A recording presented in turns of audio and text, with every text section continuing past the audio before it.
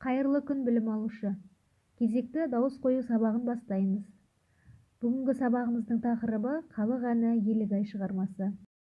Сабағымыздың мақсаты шығарманың мазмұнымен танысу, шығарманы талдай білу, оның айтылу ерекшелігін түсіну, музыкалық динамикаларына мән беру, шығарманы айту барысында демге, дыбысқа және жақтың жұмсақ, еркін болуына мән беру.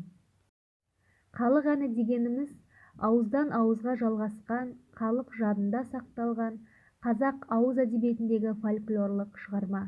Көбінесе халық әндерінің авторы белгісіз болады, немесе мүлдем жоқ.